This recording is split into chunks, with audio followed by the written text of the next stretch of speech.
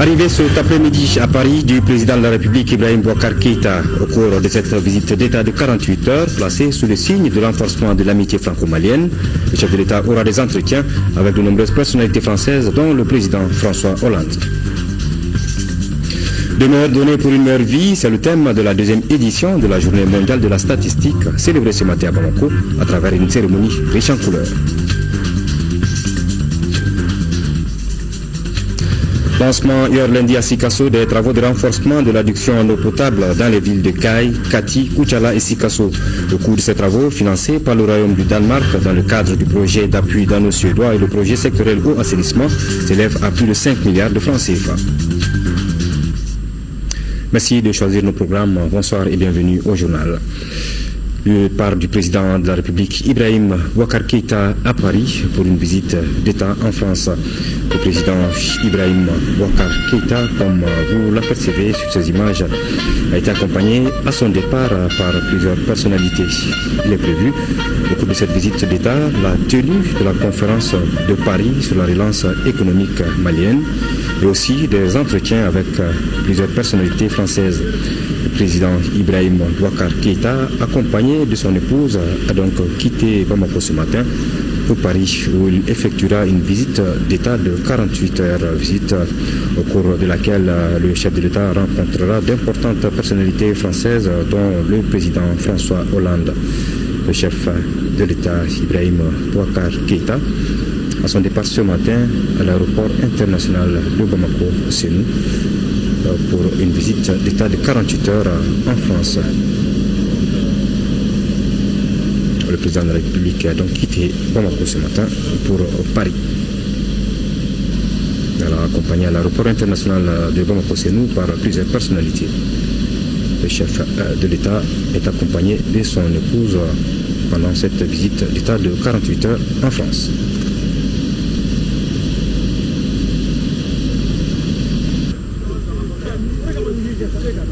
Départ donc du chef de l'État pour la capitale française. Voilà, le président de la République Ibrahim Boubacar Keïta est donc arrivé cet après-midi à Paris pour une visite d'État de 48 heures. Au cours de son séjour, le chef de l'État aura des entretiens avec les hautes personnalités françaises, dont le président François Hollande. Maliens et Français entendent ainsi donner un souffle nouveau à leur coopération. Le président de la République place sa visite sous le signe du renforcement de l'amitié franco-malienne. Envoyés spéciaux d'Embawan, Ibrahima Koulibaly et Bourama Traoré. Paris déroule le tapis rouge pour un autre démarque. Le président de la République Ibrahim Boubacar Keïta entame ce 20 octobre une visite d'État en France. Une visite historique qui marque un nouveau départ dans les relations franco-maliennes. Une visite d'État qui sera tout au long un hommage au Mali. Et une célébration de l'amitié franco-malienne à tous égards. Et les prémices sont déjà là. Augure d'une très bonne visite d'État. Le chef de l'État est accompagné d'une douzaine de ministres. Coopération, sécurité et économie seront au cœur des échanges. Les Maliens vivant en France apprécient cette visite du président Ibrahim Boubacar Keïta. À l'aéroport international de Paris, ils étaient nombreux à lui souhaiter la bienvenue.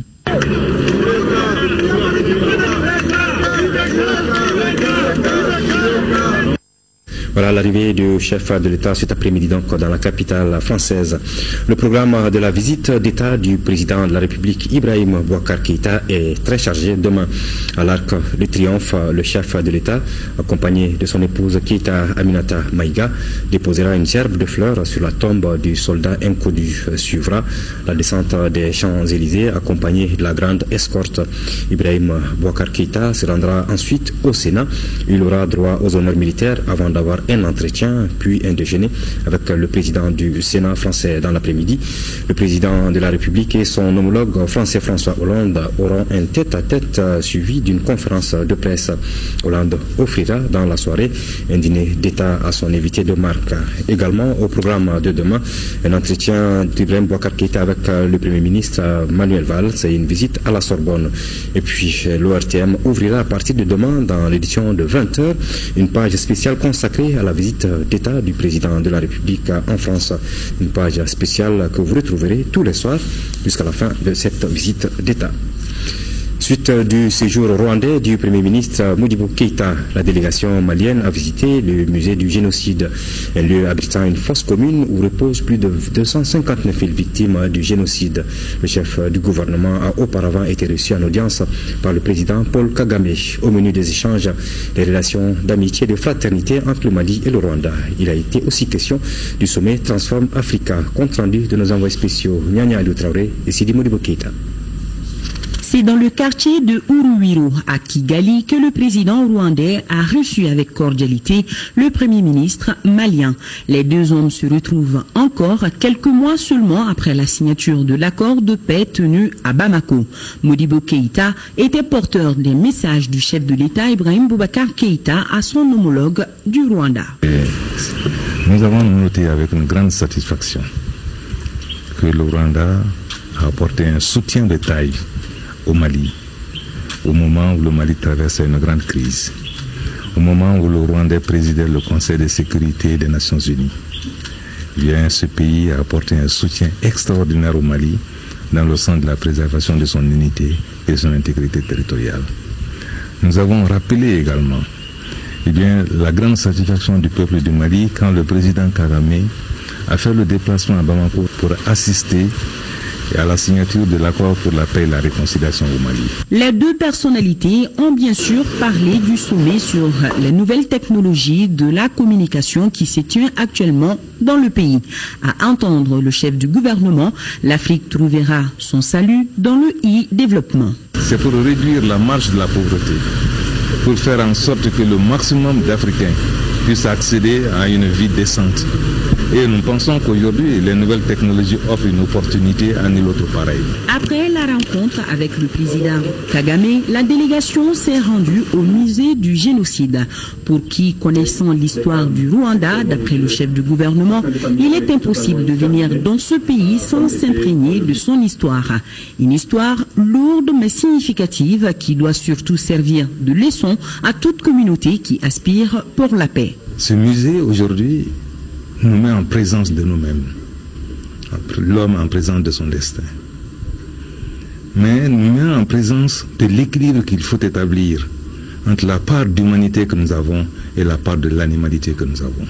Je dirais que plus de 30% des victimes étaient tuées dans ou aux alentours des églises. C'est ici une leçon.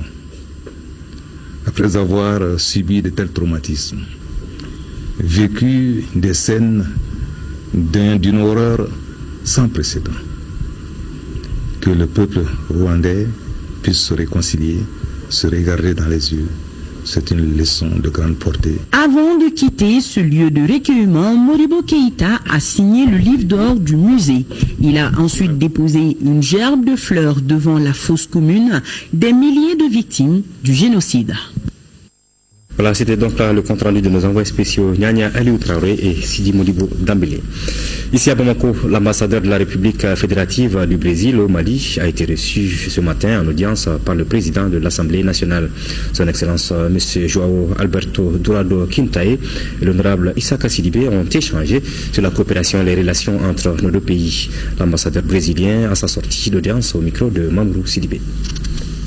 D'abord, c'était une visite de protocole. Je viens de présenter ma lettre de créance au président, à son Excellence, Monsieur le Président Keïta.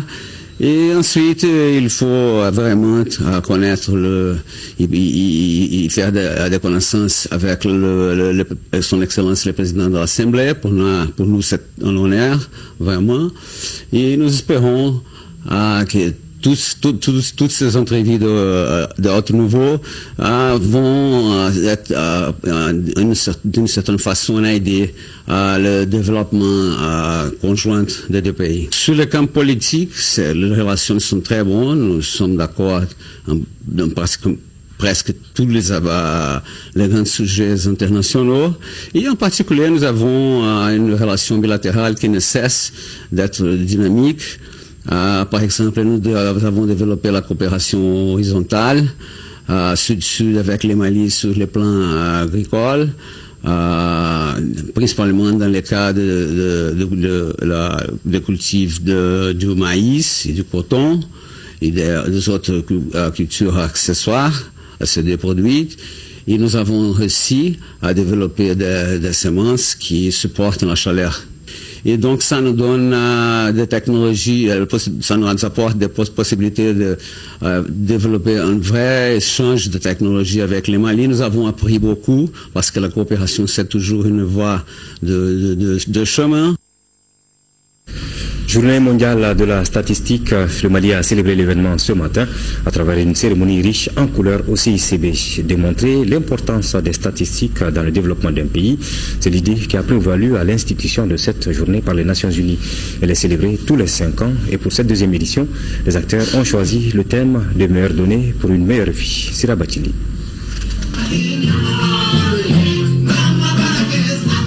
Journée festive avec des chiffres qui parlent.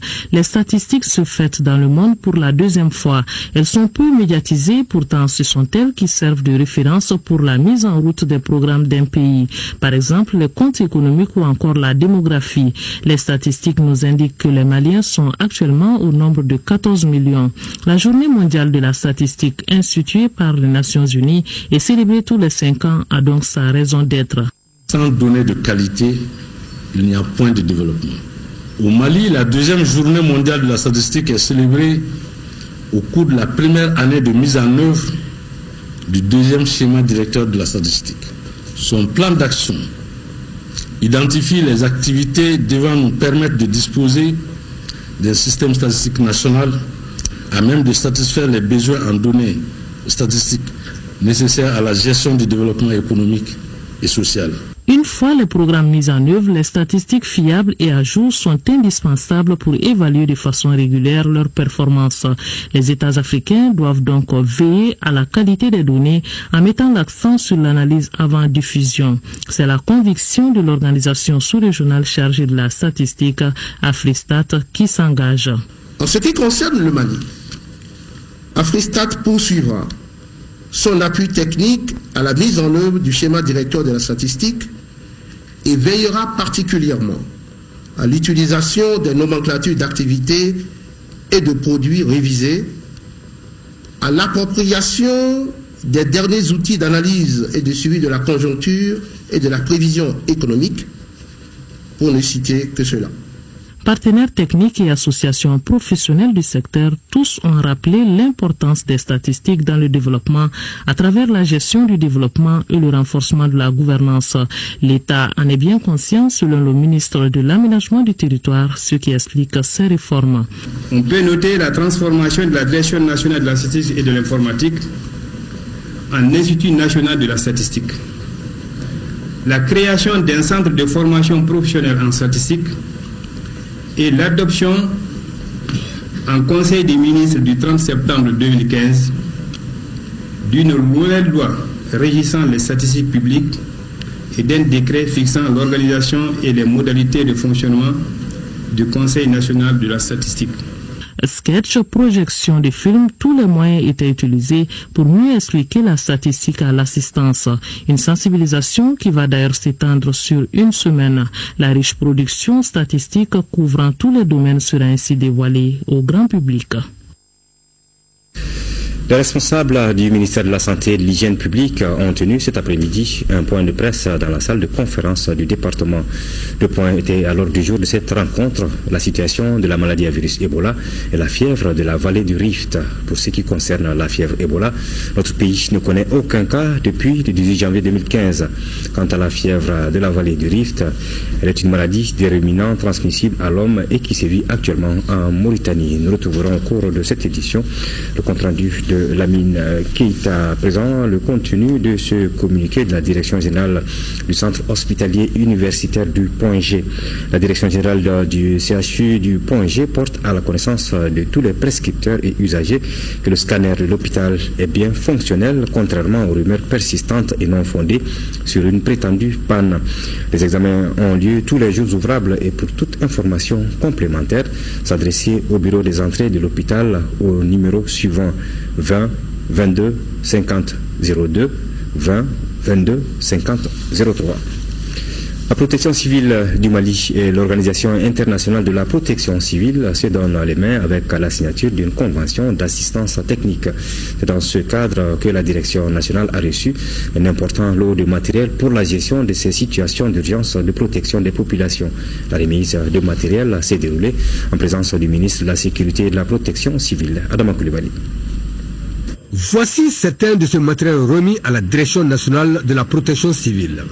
Ceux-ci sont des équipements de secours, de relevage, de protection, de couchage, de déblaiement, de sauvetage et de stockage. Ils sont remis par l'Organisation internationale de la protection civile à travers son secrétaire général Vladimir Kovchinov. Un geste qui va amener le directeur national de la protection civile de rappeler d'autres formes d'assistance apportées à son service par cette organisation. Plusieurs cadres de la protection civile du Mali, notamment de la catégorie des administrateurs, ont bénéficié de formations professionnelles organisées grâce à l'appui de l'OIPC, notamment des séminaires régionaux et internationaux. Au titre des récompenses de son adhésion à l'OIPC, à nos jours, le Mali a bénéficié de 5 médailles d'officiers et de 36 médailles de chevaliers de l'Ordre international de la protection civile. Ceci représente une première partie de l'assistance technique et nous pensons que nous avons déjà initié un deuxième conteneur de 40 pieds qui devrait arriver d'ici 2 semaines. Cette remise a été un cadre de resserrement de liens entre la Fédération de Russie et le gouvernement du Mali avec des échanges de cadeaux. L'essence même de ce service, c'est la protection de la population.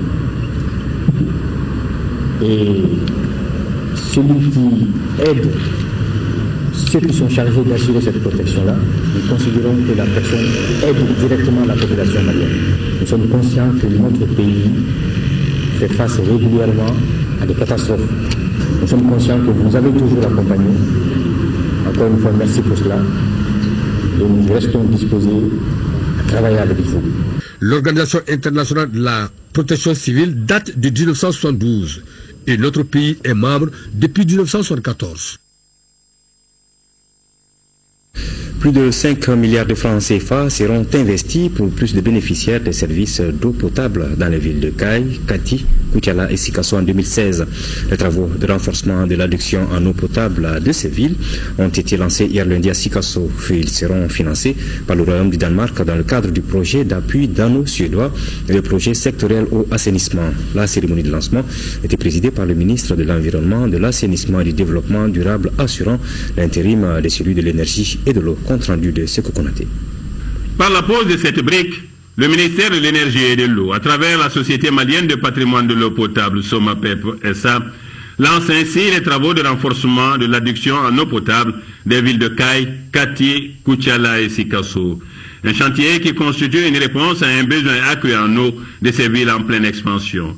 Avec la croissance démographique et l'expansion rapide de la ville, la demande est devenue plusieurs fois plus élevée que l'offre. Une fois de plus, ce partenaire humanitaire infatigable est revenu au secours des populations du Kénédougou. Financé pour plus de 5 milliards de francs CFA par le Royaume du Danemark dans le cadre du projet d'appui dano-suédois et le projet sectoriel eau et assainissement, ces travaux vont porter sur des raccordements à des forages, l'installation d'équipements de désinfection de l'eau, la réalisation des stations de pompage et de traitement, le renforcement et l'extension des réseaux de distribution, entre autres. Ils seront ultérieurement renforcés par un financement complémentaire pour une forte densification des réseaux tertiaires, c'est-à-dire d'amener les tuyaux d'eau devant des concessions familiales et d'une campagne de branchement promotionnel et plus de bornes fontaines publiques. Et ces pas de danse du maire de la commune urbaine de Sikasso traduisent à suffisance toute l'importance de ce programme qui figure en bonne place dans les actions des plus hautes autorités. Le projet de son Excellence Ibrahim Boubacar Keïta, président de la République, chef de l'État, fait de la question de l'eau potable une préoccupation centrale. Le projet que nous lançons aujourd'hui à Sikasso est la traduction concrète de cette préoccupation présidentielle visant à atteindre à court terme la durabilité du service public de l'eau potable.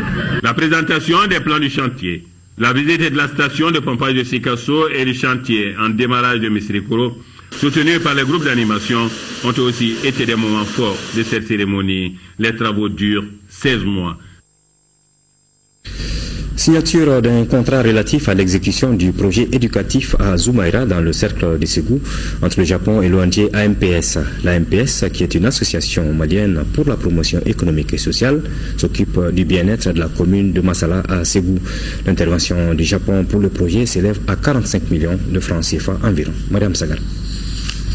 Le Japon offre plus de 40 millions de francs CFA à l'ONG AMPS pour parfaire l'école de Zumaïra. Cette école va bénéficier désormais de toutes les commodités aux normes internationales dans le système éducatif. La contribution accordée par l'ambassade du Japon sous la forme d'une subvention est 4 millions représentant les 92% du budget total. Il convient de noter que le Japon a compris très tôt l'épine dorsale ou le support essentiel de tout véritable développement demeure l'éducation. Il a toujours fait de ce domaine son cheval de bataille. C'est pourquoi son rayonnement parmi les puissances mondiales est la résultante de ses choix stratégiques. La crise sécuritaire de 2012 a contraint le Japon à résoudre le contrat de financement de projet d'appui à l'école de Zumaïra. Le gouvernement du Japon, à travers ce geste, espère que cette école servira d'espace où l'on apprend non seulement à lire, à écrire, à calculer, mais aussi on acquiert également les connaissances rudimentaires de la vie scolaire, telles que le respect mutuel, la discipline et le sens de responsabilité. Le Japon a, dans le cadre de la coopération, contribué à améliorer le système éducatif au Mali en construisant des écoles entières. Pour la commune de Massala, dans le cercle de Ségou, plus de 10 villages bénéficieront aisément d'une bonne éducation dans un environnement contrôlé. Le Japon, dans cette commune, participe à l'installation des meilleures conditions d'hygiène, de salubrité et de la sécurisation de l'espace scolaire. Les responsables du ministère de la Santé et de l'Hygiène publique ont tenu cet après-midi un point de presse dans la salle de conférence du département. Le point était à l'ordre du jour de cette rencontre. Il s'agit de la situation de la maladie à virus Ebola et de la fièvre de la vallée du Rift. Pour ce qui concerne la fièvre Ebola, notre pays ne connaît aucun cas depuis le 18 janvier 2015. Quant à la fièvre de la vallée du Rift, elle est une maladie des ruminants transmissible à l'homme et qui sévit actuellement en Mauritanie. Compte rendu de Lamine Keïta. Au cours de ces points de presse, les hommes des médias ont été largement informés sur la fièvre de la vallée du Rift qui a déjà fait 8 morts en Mauritanie. Il s'agit pour les responsables du département d'attirer l'attention de la population, mais aussi de parler des dispositions prises pour que cette maladie ne pénètre pas sur notre territoire. La fièvre de la vallée du Rift, c'est une fièvre hémorragique virale. Il y a eu 25 cas suspects, dont 8 décès. 13 districts sanitaires mauritaniens sont touchés par cette maladie. C'est une maladie d'abord du bétail, des petits ruminants, et qui se transmet à l'homme. C'est une maladie qui décime beaucoup de bétail. Donc c'est une maladie en priorité, une maladie vétérinaire, une maladie de l'animal. La transmission se fait à l'homme par des contacts directs et indirects. Donc, nous avons pris un certain nombre de mesures par nos services techniques, la Direction nationale de la santé. C'est au niveau de tous les postes frontaliers, renforcer ce qu'on appelle le dispositif de surveillance épidémiologique. On a un système de surveillance épidémiologique. Donc, nous avons donné toutes les directives au niveau des districts sanitaires pour prendre toutes les mesures au niveau des postes frontaliers. Même si nous ne connaissons pas des cas de fièvre de la vallée du Rift au Mali, nous devons rester vigilants, a indiqué les conférenciers. Je rappelle que la lutte contre cette maladie sur l'animal est le principal moyen de réduire les probabilités d'infection humaine. Quant à la maladie à virus Ebola, la lutte continue selon les conférenciers, malgré le fait que notre pays ne connaît aucun cas depuis le 18 janvier 2015. À ce jour, nous n'avons aucun cas suspect nous n'avons aucun cas que nous suivons, ce qu'on appelle le suivi des contacts. Donc, il n'y a aucun cas depuis le 18 janvier. Cependant, le dispositif que nous avons mis en place pour gagner cette bataille est encore en place sur le terrain. Les responsables de la santé rassurent la population malienne quant aux mesures prises par les autorités sanitaires pour protéger nos populations de ces deux maladies. Les responsables de l'UNTM, l'Union nationale des travailleurs du Mali, ont animé ce matin une conférence de presse. Le protocole signé entre l'UNTM, le gouvernement et le patronat, ainsi que l'accord de paix et de réconciliation étaient les points inscrits à l'ordre du jour de cette conférence. L'application du protocole d'accord se fait de façon progressive, nous disent les responsables de l'UNTM dans ce compte-rendu de Moussa Fane. Des résultats satisfaisants ont été obtenus concernant l'application du protocole d'accord signé entre l'Union nationale des travailleurs du Mali UNTM, le gouvernement et les patronats. Telle est l'appréciation du secrétaire général de l'UNTM. Yagouba Katile a salué les efforts déployés par la centrale et le secrétaire général de l'UNTM d'ajouter que les négociations vont se poursuivre pour l'amélioration des conditions de vie des travailleurs. Nous sommes satisfaits, mais pas à 100%. Nous sommes satisfaits au-delà de 50%, parce qu'encore, il y a des actions qui sont entreprises qu'on n'a pas encore finies. Mais tout ce qui concerne les volets financiers, la plupart des cas, c'est résolu. Mais ce qui reste aujourd'hui un cauchemar pour nous, c'est encore la gestion de la situation de nos compressés depuis combien d'années qui sont dans l'attente.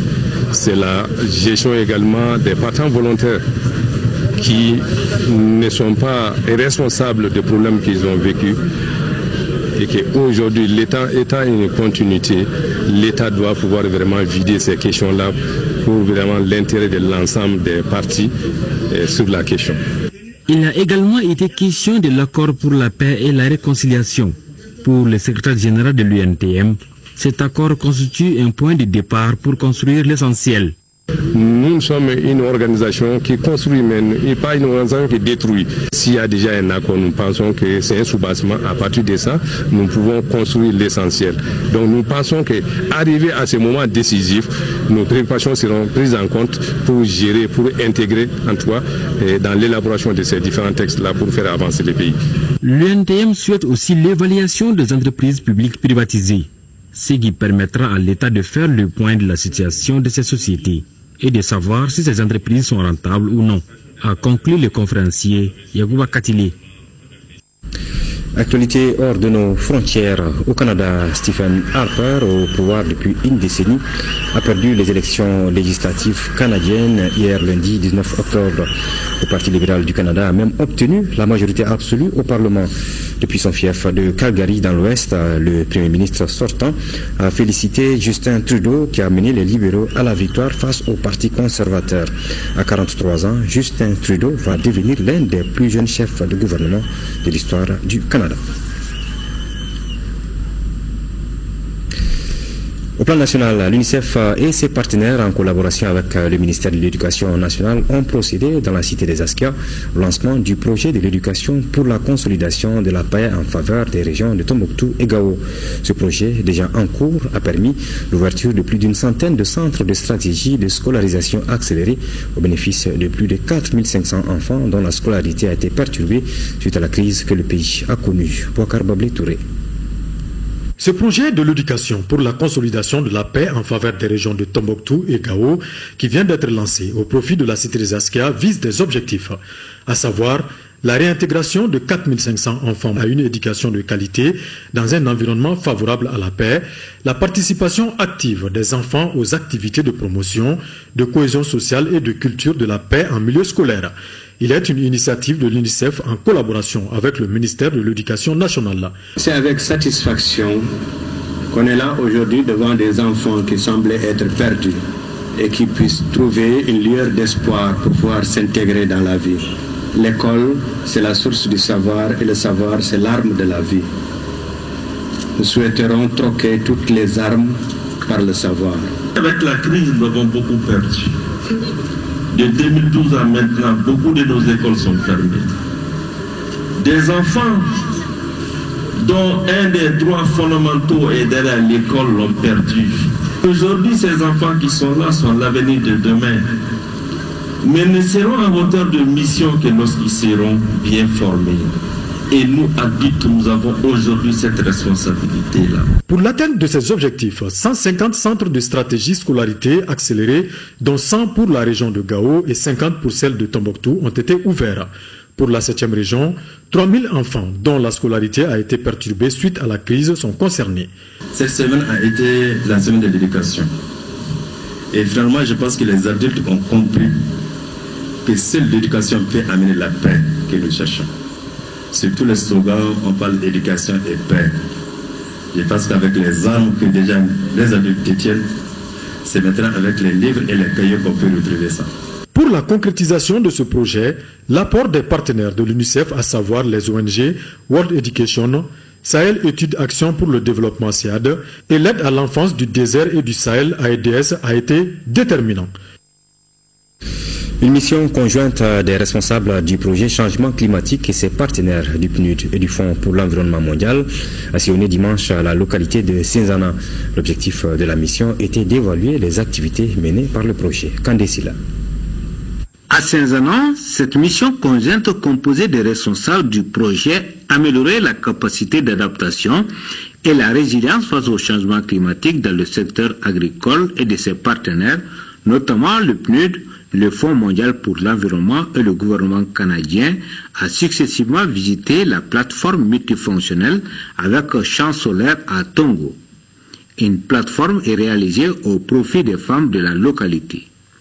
La mission a également visité des parcelles de démonstration à Kondja, à Kondogola. Outre des infrastructures et des périmètres maraîchers, le projet a initié plusieurs autres activités tendant à améliorer la perception des communautés face aux dangers liés au changement climatique. Le projet a vraiment développé des actions, n'est-ce pas, de collecte de données et de l'utilisation des informations agrométéo à travers la dotation des 72 villages en outil de collecte de pluviométrique, je vais nommer le pluviomètre paysan. Le projet a aidé, n'est-ce pas, la population à pouvoir identifier elle-même certaines mesures d'adaptation. Aussi, la rencontre avec les bénéficiaires directs du projet aura permis aux partenaires de recueillir les quelques contraintes et les attentes par rapport à l'appropriation des résultats enregistrés. Oui, elle est très satisfaite et on a vu des résultats qui sont très impressionnants. Alors pour l'année à venir, qui sera la terminale du projet, notre préoccupation principale serait de voir comment on va disséminer ces résultats au-delà des villages qui ont bénéficié. L'une des recommandations fortes de cette visite de terrain est la diffusion des résultats enregistrés dans la durabilité. La question de la mobilité des enfants fâche au Burkina, au Togo, en Guinée, au Bénin et au Mali. Un atelier de 3 jours sur le sujet avec des participants venus de ces pays a débuté ce matin à Bamako. Au cœur des échanges, la protection des enfants en situation de mobilité. L'atelier est organisé par l'ONG Terre des Hommes grâce à un appui de l'Union européenne. Reportage de Alpha Maïga. Qui d'entre nous n'a pas vu une fille prendre la route à la quête d'un trousseau de mariage? Qui n'a pas vu un petit garçon qui se déplace pour des besoins d'apprentissage religieux? Ce n'est pas tout. Au bord de la route, nombreux sont les enfants qui végètent dans les rues à la quête de bien-être. Ça, c'est la mobilité des enfants. Le sujet préoccupe au Burkina Faso, au Bénin, au Togo, en Guinée et au Mali. C'est pourquoi, au regard de la diversité et de la complexité du phénomène de la mobilité, certes, nous ne pouvons pas les empêcher de bouger, mais nous pouvons les préparer aux risques et dangers qu'ils peuvent rencontrer au cours de leur parcours migratoire. La question de mobilité des enfants qui est au centre des échanges va durer 3 jours.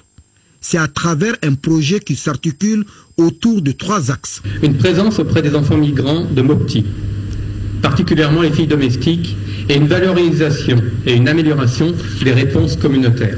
À travers un réseau de journalistes partenaires, l'information et la sensibilisation du public à la protection des enfants et le plaidoyer auprès des autorités. Enfin, un appui technique et financier pour la prise en compte de l'approche mobilité dans les textes institutionnels, la révision des accords bilatéraux de protection de l'enfance avec les pays voisins du Mali. L'atelier est organisé par Terre des Hommes grâce à un appui financier de l'Union européenne. Le projet Intensifier la résilience au changement climatique à travers une gestion agricole et pastorale intégrée dans la zone sahélienne a tenu ce matin à la direction des finances et du matériel du ministère du Développement rural la première session de son comité d'orientation. Au menu de ce comité, plusieurs sujets parmi lesquels la validation du programme d'exécution technique et financier assorti d'un plan de travail annuel 2015 et d'un programme pluriannuel pour la période 2016 à 2018. Abdraman Maïga. Au cours de cette première session, les administrateurs vont valider le programme d'exécution technique et financier assorti d'un plan de travail annuel 2015 et d'un programme pluriannuel pour la période 2016-2018. La rencontre servira également de cadre pour les responsables du projet d'expliquer à travers une projection la nouvelle approche de ce projet basée sur l'élevage et les changements climatiques. Il est le fruit d'une vision partagée du gouvernement du Mali et de la FAO sur le défi auquel fait face l'agriculture aujourd'hui, qui est de satisfaire les droits des peuples à la sécurité alimentaire et en même temps de s'assurer que les ressources naturelles de base demeurent productives pour le futur. Intensifier la résilience au changement climatique à travers une gestion agricole et pastorale intégrée dans la zone sahélienne était un projet initié par le Mali et le Fonds des Nations Unies pour l'alimentation et l'agriculture.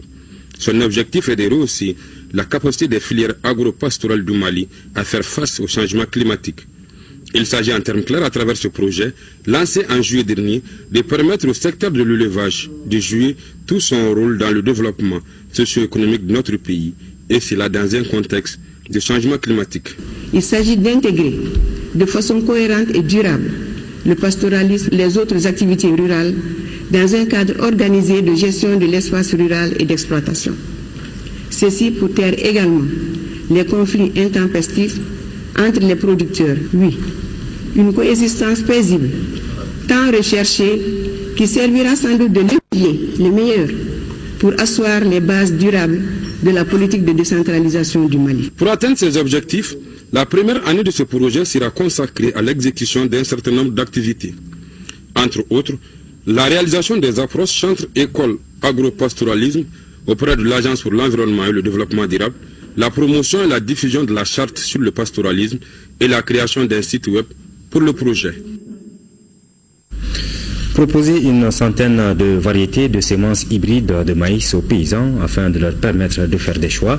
C'est l'objectif de la journée porte ouverte initiée ce mardi par l'Institut d'économie rurale.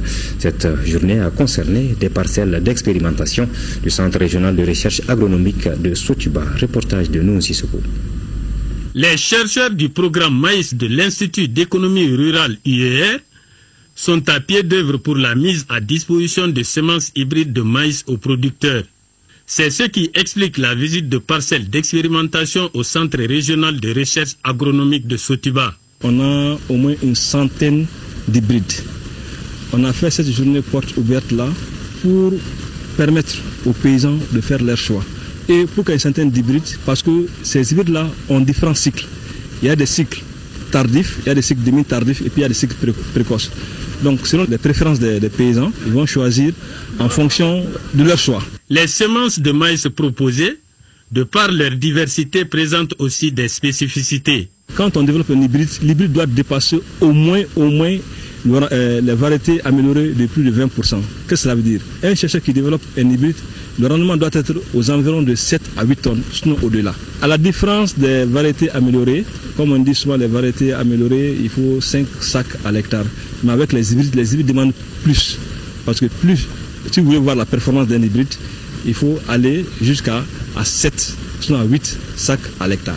Cette journée porte ouverte de l'IER dédiée au maïs hybride a regroupé des chercheurs, des producteurs ainsi que des acteurs en charge de la commercialisation de semences. Elle vise à vulgariser les produits issus des travaux de nos chercheurs.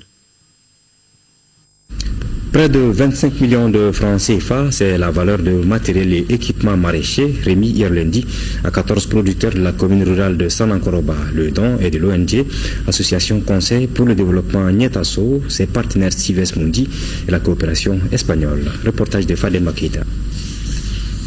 Ils sont au total 4 organisations féminines et 11 exploitants individuels formés dans le cadre du projet d'amélioration de la sécurité alimentaire par le biais du renforcement du réseau de production et de consommation des produits agroécologiques. Dans le district de Bamako, a bénéficié de ces matériels maraîchers. Ceux-ci se composent de 11 motopompes, de pulvérisateurs, de 11 rouleaux de raccords de grillage pour la clôture des périmètres aménagés, des brouillettes entre autres.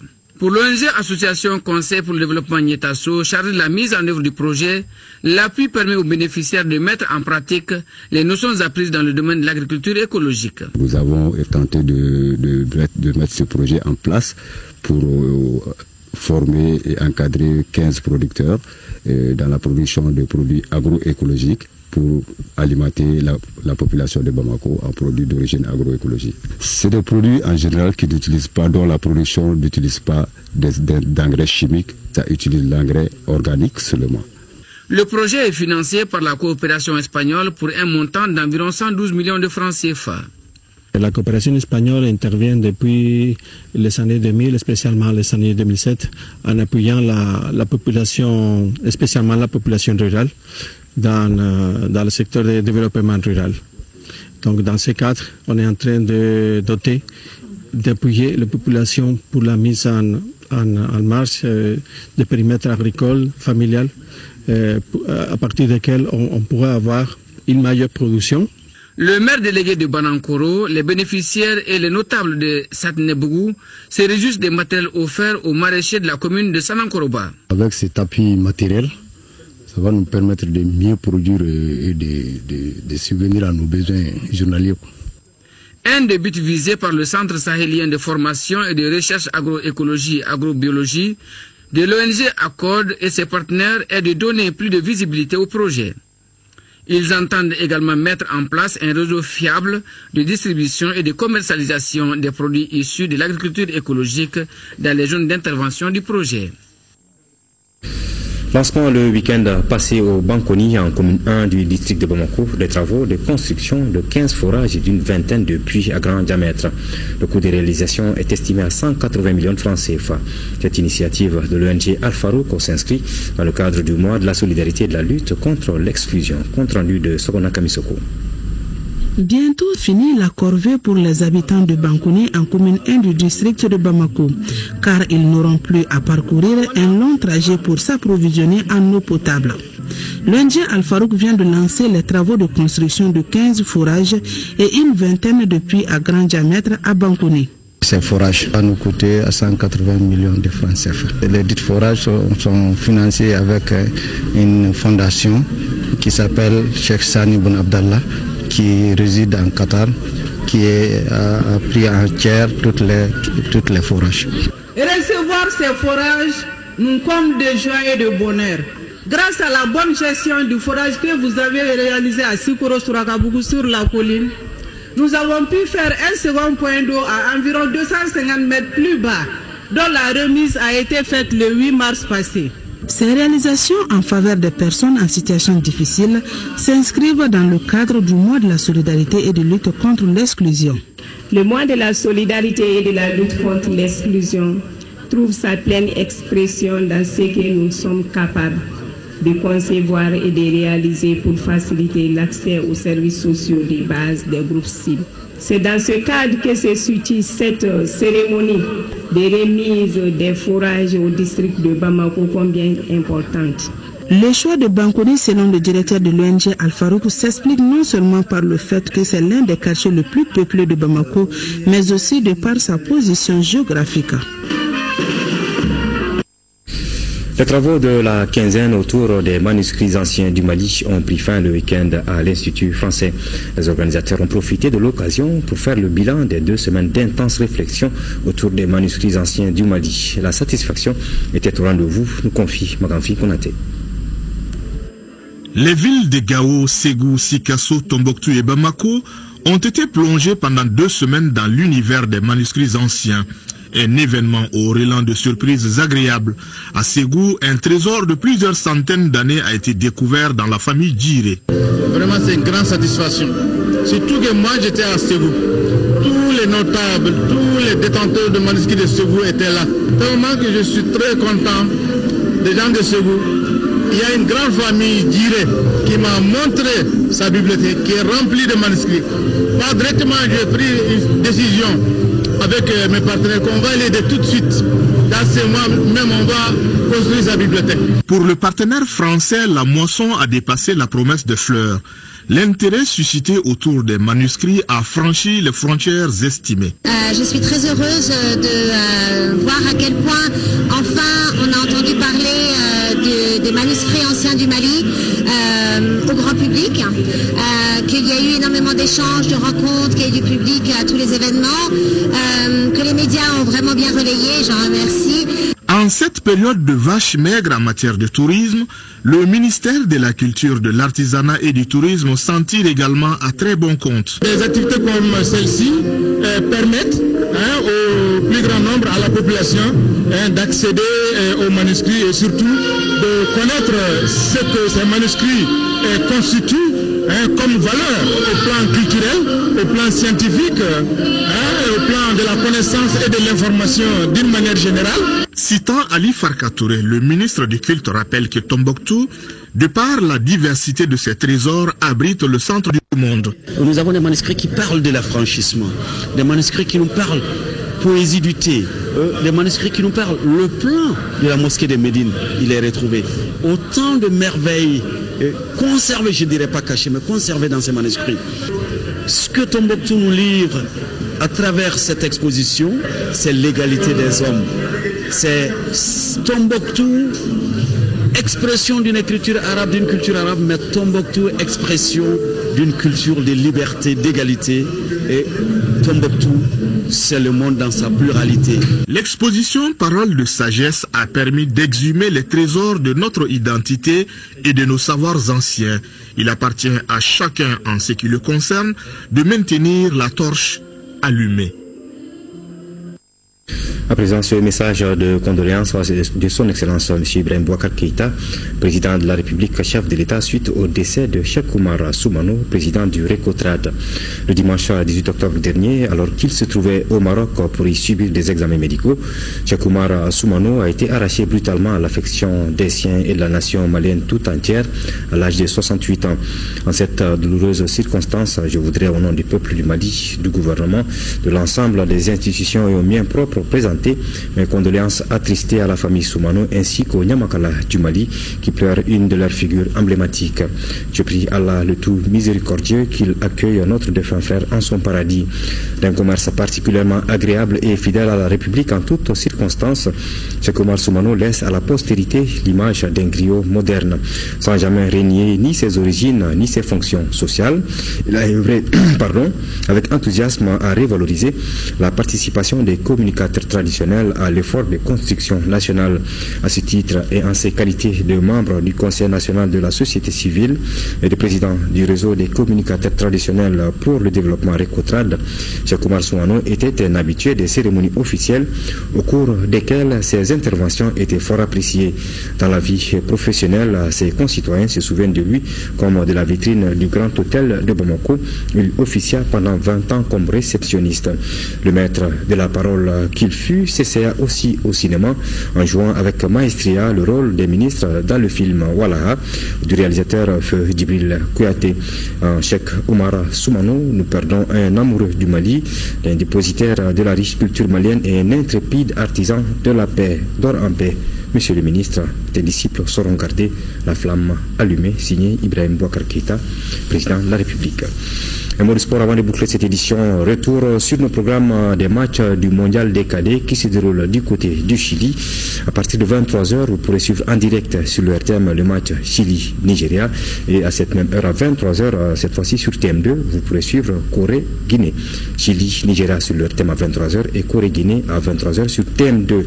Et juste après ce journal, place au turfiste avec Abdul Karim Kaba qui va vous présenter la page PMU. Merci de nous avoir suivis. Bonsoir.